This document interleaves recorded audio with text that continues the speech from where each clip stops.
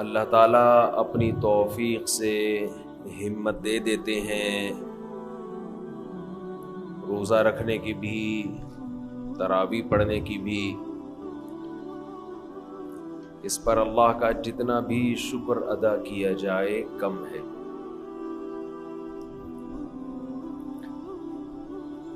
لَئِن شَكَرْتُمْ لَأَزِيدَنَّكُمْ وَلَئِن كَفَرْتُمْ إِنَّ عَذَابِي لَشَدِيدٌ۔ فرمایا اگر شکر کرو گے تو میں اپنی نعمتوں میں اضافہ کروں گا، اور اگر ناشکری کرو گے تو میرا عذاب بہت سخت ہے۔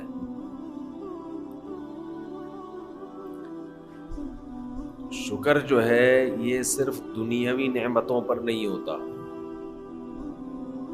اللہ نے آپ کو صحت دی، مال دیا، عافیت والی زندگی دی، صرف اس پہ شکر نہیں ہے۔ اگر کسی نیکی کی اللہ نے آپ کو توفیق عطا فرمائی تو اس پر بھی اللہ کا شکر ادا کرنا لازم ہے۔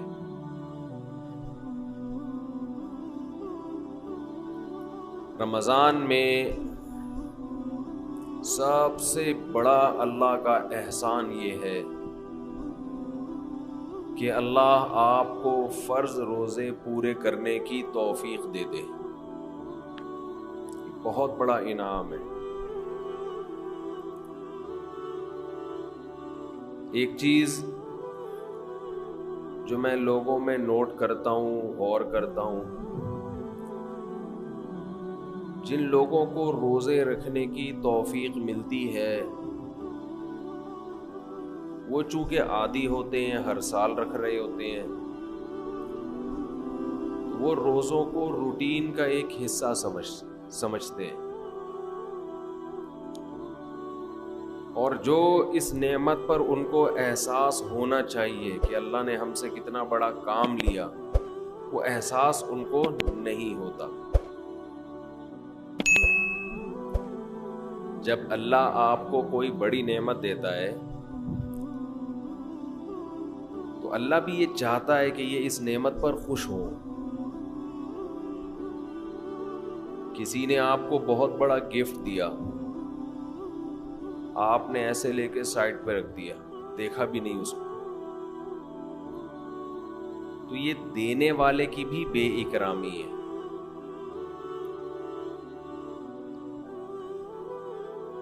تو جیسے اللہ یہ چاہتے ہیں کہ لوگ گناہوں پہ خوف زدہ ہوں، گناہ کر کے ندامت ہو، جرم کا احساس ہو، اسی طرح اللہ یہ چاہتے ہیں کہ نیکی کر کے ان میں شکر کا جذبہ پیدا ہو، خوشی محسوس ہو۔ اگر کوئی شخص گناہ کرتا ہے تو جس کا آخرت پر یقین نہیں ہے اسے گناہ کر کے کبھی بھی شرمندگی محسوس نہیں ہوگی، وہ کرتا چلا جائے گا۔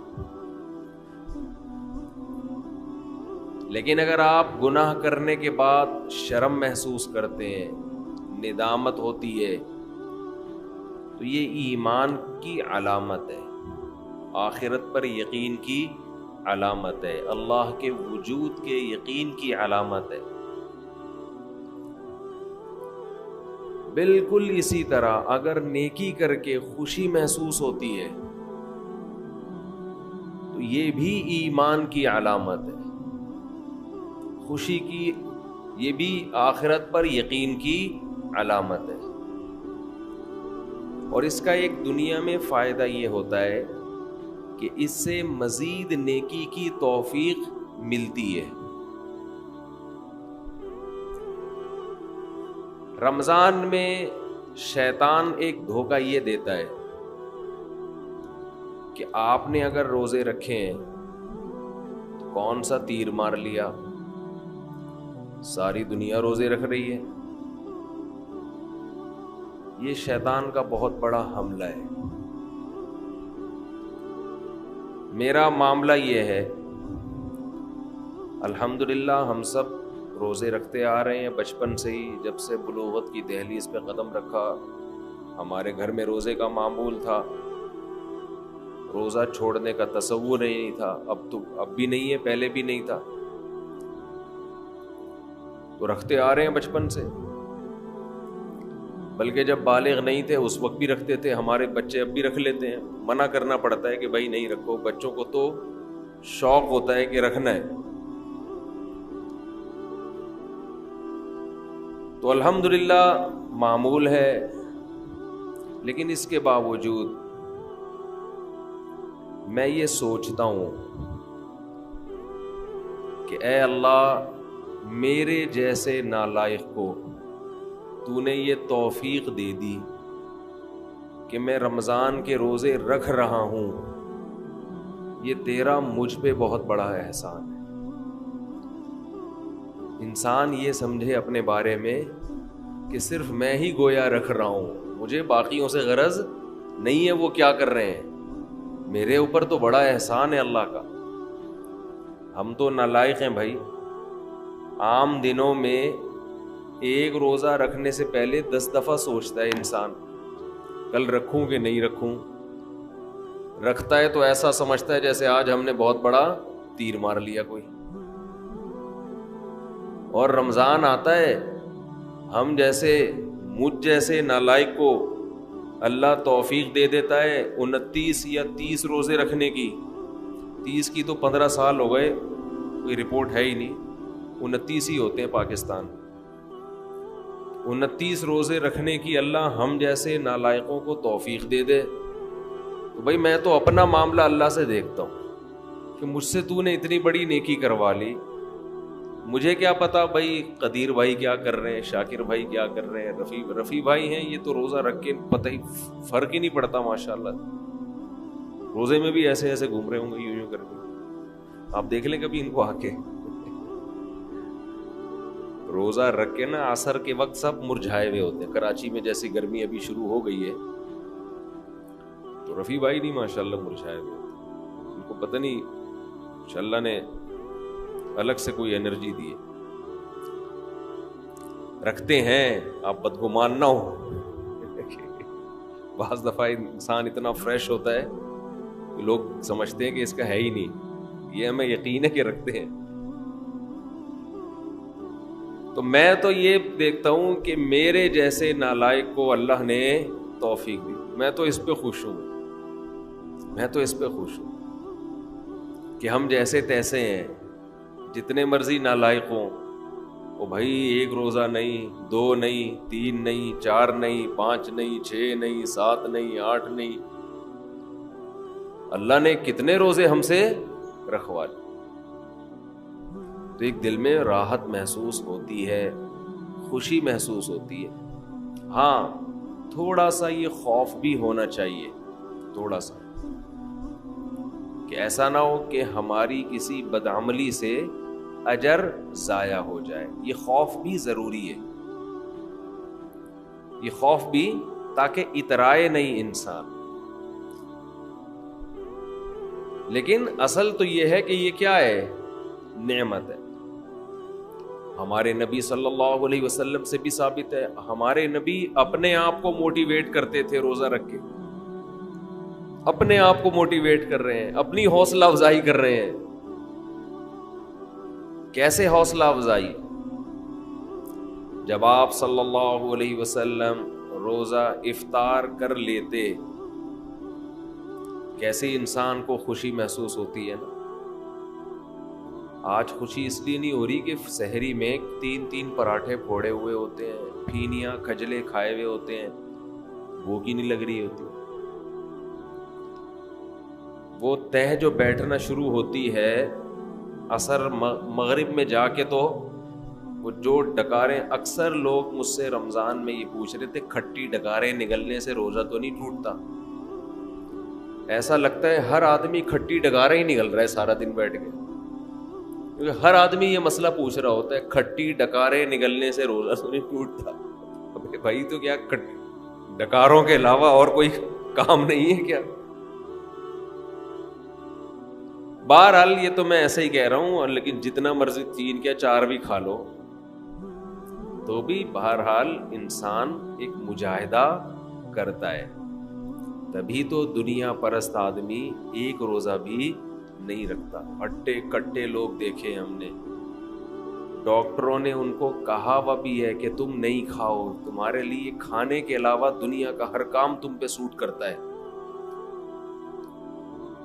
پھر بھی روزہ نہیں رکھتے. ان سے نہیں رہا جاتا 2-4 گھنٹے بھی کچھ کھائے پیے بغیر. ان کو چائے چاہیے، ان کو گٹکا چاہیے، ان کو پان چاہیے، ان کو نسوار چاہیے، ان کو روٹی چاہیے، ان کو کچھ نہ کچھ جانوروں کی طرح جگالی کرنے کے لیے چاہیے کہ منہ گھومتا رہے ہو. ہے روزہ خور، آپ دیکھ لو، کھا رہے ہیں، ان سے نہیں برداشت ہوتا. گھر میں سب کا روزہ ہوتا ہے، اوڑھوں نے رکھا ہوا ہوتا ہے.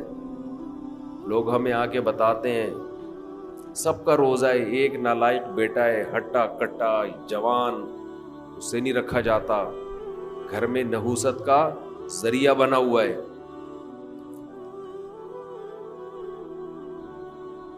تو ایسے ہی صورت میں اللہ اگر آپ کو توفیق دے دیتا ہے تو ٹھیک ہے، تھوڑا خوف بھی ہونا چاہیے کہ پتہ نہیں قبول ہو رہا ہے کہ نہیں ہو رہا،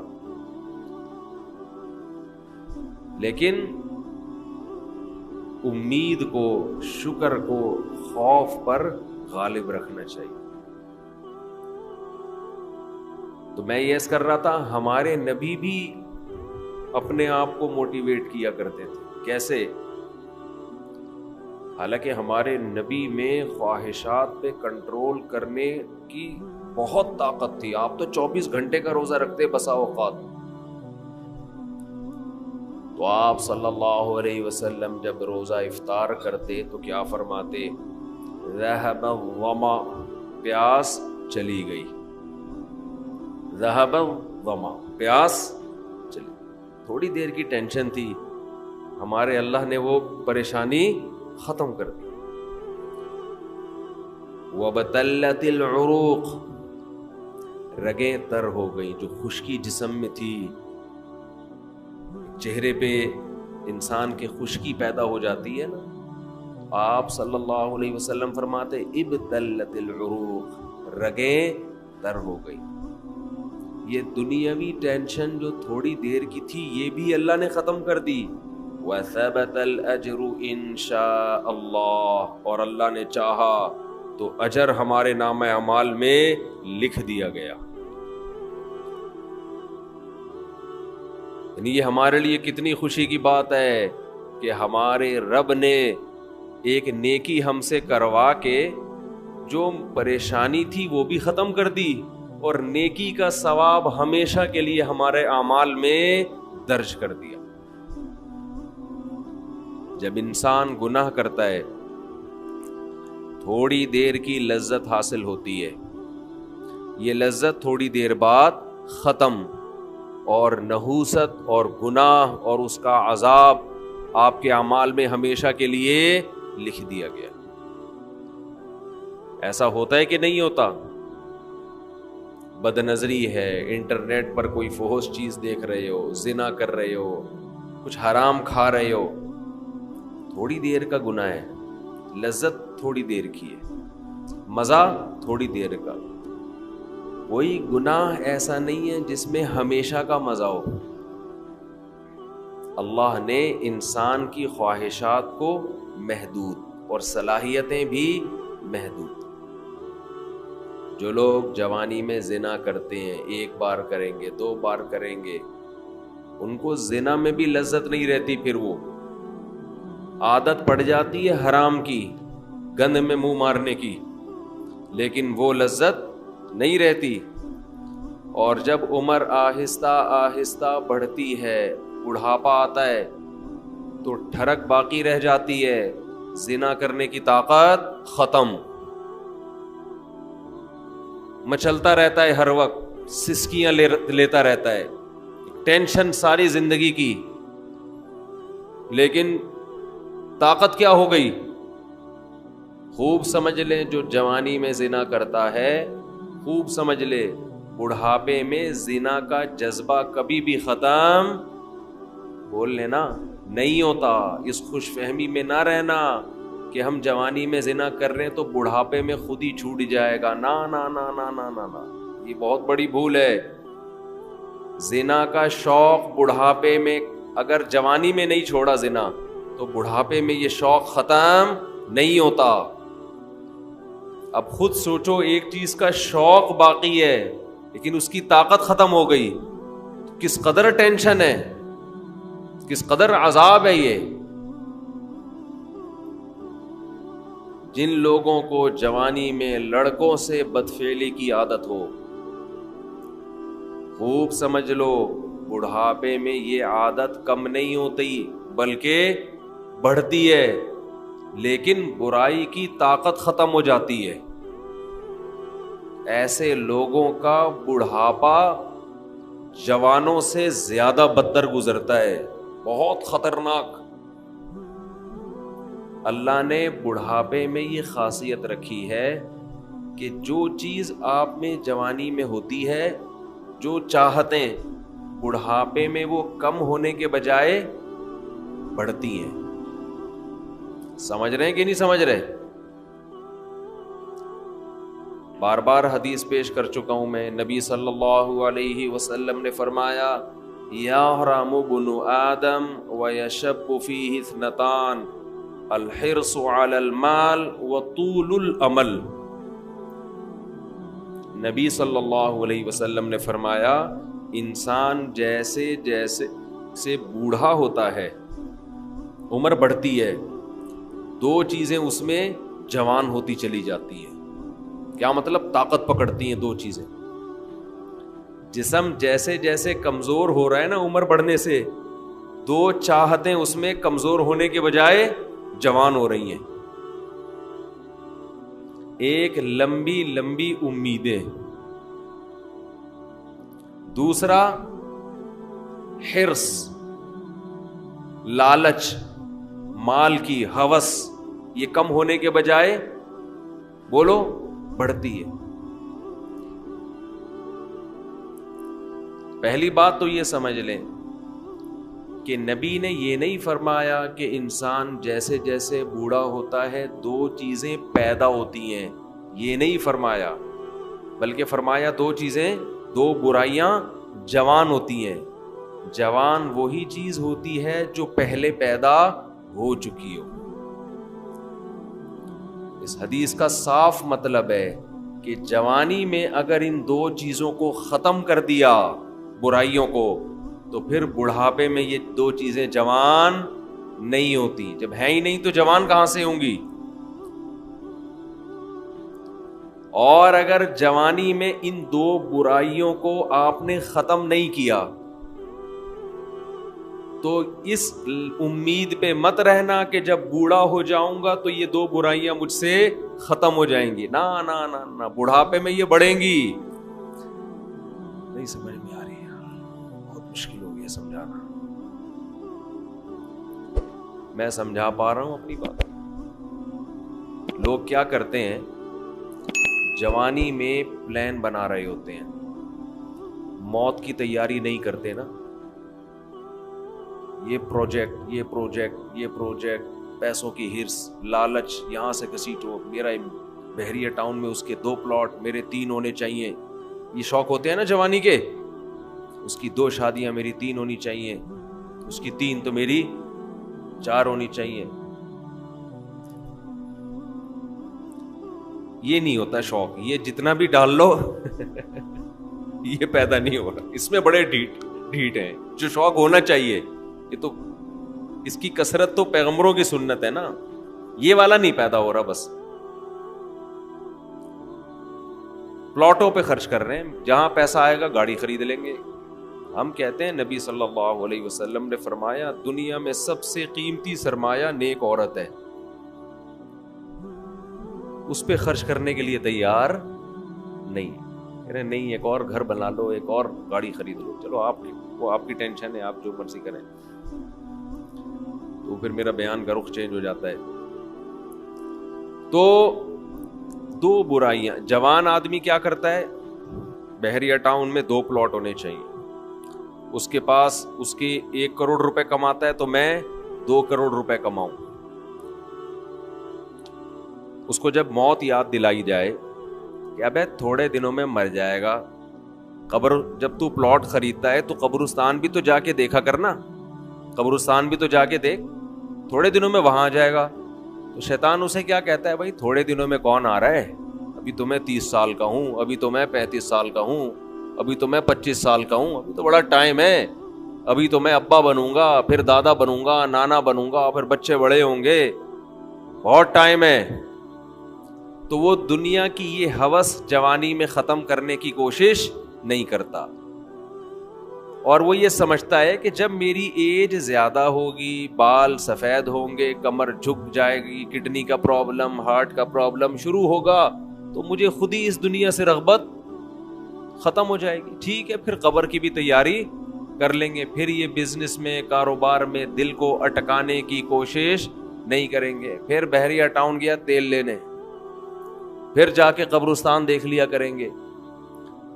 تو حدیث کا مطلب یہ ہے کہ یہ آپ کی خوش فہمی ہے, ایسا ہونے والا نہیں ہے, یہ دماغ سے نکال دو. جیسے جیسے عمر بڑھے گی نا, یہ لالچ اور طول الامل, لمبی امیدیں, لمبی امیدیں کا کیا مطلب, میں بھی نہیں مروں گا, یہ امیدیں کم نہیں ہوں گی بلکہ بڑھیں گی. اور پیسوں کی جو محبت ابھی آپ کے دل میں ہے یہ کم نہیں ہوگی, یہ محبت اور زیادہ بڑھے گی. میں کمال ہے نبوت کے علوم پر, ہم نے اپنی زندگی میں جو بوڑھے ہیں نا, جنہوں نے جوانی میں لالچ ختم نہیں کی, بالکل 100% اس حدیث کے مطابق ان کو پایا ہے, بالکل 100%. میں نے اپنی زندگی میں, ہم نے دونوں طرح کے بوڑھے دیکھے ہیں, سخی بھی اور کنجوس بھی. اچھا, پہلے تو میں حدیث کی تشریح ذرا مکمل کر دوں, پھر مثالوں سے بات سمجھاؤں گا. حدیث میں جب بھی یہ آتا ہے نا کہ یہ 2 چیزیں ایسی ہیں یا 3 چیزیں, تو یاد رکھو حدیث میں وہ عدد مقصود نہیں ہوتا. یہاں سے بہت سے لوگ دھوکہ کھاتے ہیں. میری ایک اہل حدیث عالم سے بحث ہوئی, وہ ایصال ثواب کے منکر نا, کہ میت کے لیے آپ کوئی نیکی کر کے اس کو ثواب نہیں پہنچا سکتے.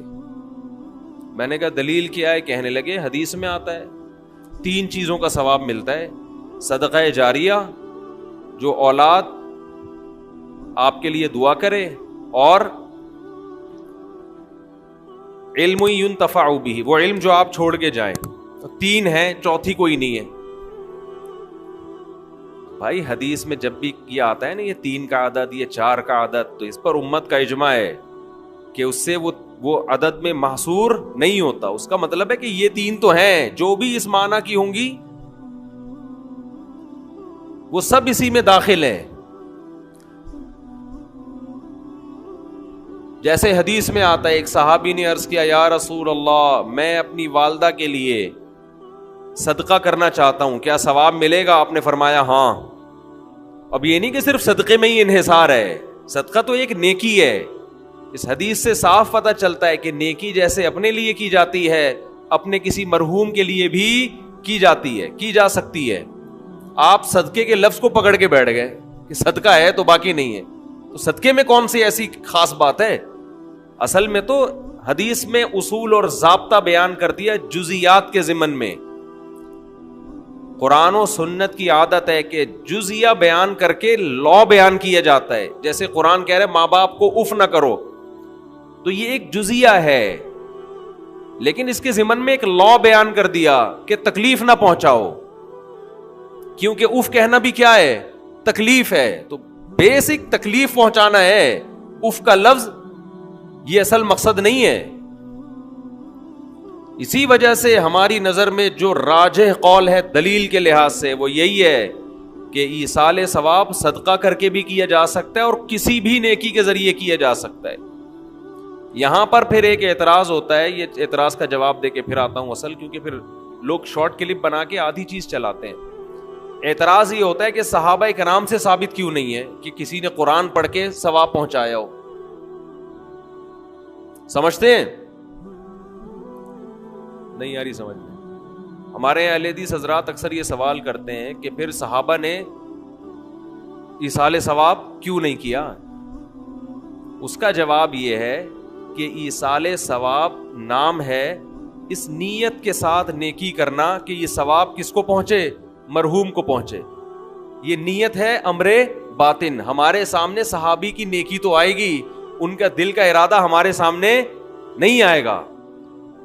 جیسے ایک صحیح حدیث تو آ گئی ہمارے سامنے کہ صحابی نے نبی سے پوچھا کہ میں صدقہ کر رہا ہوں, نیت کیا ہے؟ والدہ مرحوم یا والد مرحوم کے لیے کنواں بنا رہا ہوں. اب باقی جس صحابی نے اپنے کسی مرحوم کے لیے کیا کیا وہ تو ان کے دل کی حالت تھی نا, ہمارے سامنے تو وہ عمل آئے گا, دل کی نیت تھوڑی ہمارے سامنے آئے گی. ہاں اجتماعی سطح پہ کسی نے مرحوم کے لیے کچھ کیا ہوتا وہ پھر چھپنے والا کام نہیں تھا, وہ نقل ہوتا, اور ایسی کوئی حدیث نقل نہیں ہے. اس لیے ہم کہتے ہیں اجتماعی سطح پہ ایصال ثواب ناجائز ہے, بدعت ہے. نہیں آئی بات میرا خیال. اخپل طریقے سے انفرادی طور پر آپ کوئی نیکی کریں مرحوم کے لیے ٹھیک ہے, لوگوں کو جمع کر کے کریں یہ عمل کیا بن جائے گا؟ بدعت. کیونکہ اگر جمع کر کے کرنا جائز ہوتا تو پھر یقیناً صحابہ سے ثابت ہوتا, پھر یہ عمل چھپنے والا تھا نہیں. سمجھ میں آ رہی ہے بات؟ کہ آپ اگر چھپ کے یعنی قرآن خوانی میت کے ایصال ثواب کے لیے ہم اس عمل کو بدعت سمجھتے ہیں, کیونکہ یہ ثابت نہیں ہے. حضرت ابو بکر کا انتقال ہوا تو حضرت عمر نے کوئی پبلک کو بلایا کہ آ جاؤ ہمارے یہاں قرآن خوانی ہو رہی ہے, تمبو لگا ہوا بھائی آ جاؤ. اپنے طور پر اخپل طریقے سے بیٹھ کے پڑھو بھائی, اخپل طریقے سے میت کے لیے کوئی بھی سورت پڑھ لو, کوئی بھی نیکی کر لو. بہتر تو یہی ہے کہ صدقہ کو فوکس کرو جو حدیث میں منصوص ہے, جس کا حدیث میں صراحتاً ذکر ہے, تو سب سے افضل تو یہی ہے.